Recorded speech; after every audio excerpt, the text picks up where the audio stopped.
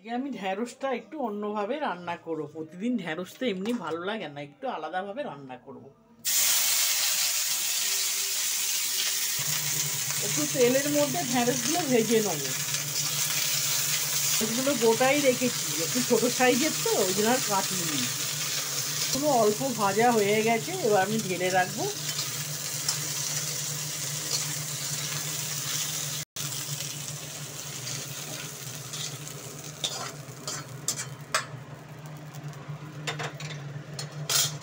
কড়াটার এক কলা তেল দিলাম।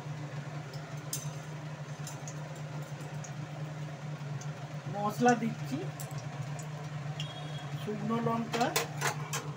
শুকনো লঙ্কা 5 ফোড়ন, তেজপাতা, গুঁড়ো লঙ্কা, হলুদ, নুন।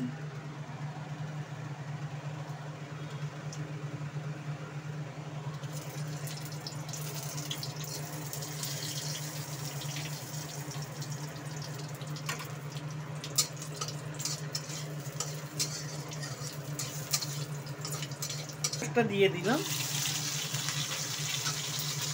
এবার মশলাগুলো দিয়ে দিলাম।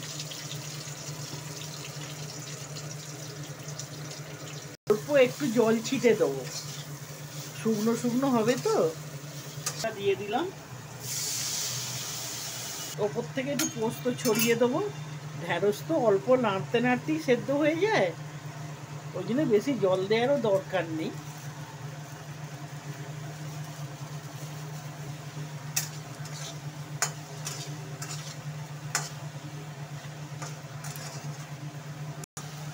অল্প সামান্য একটু মিষ্টি, কারণ ঢ্যাঁড়স তো মিষ্টি ভালো লাগে না।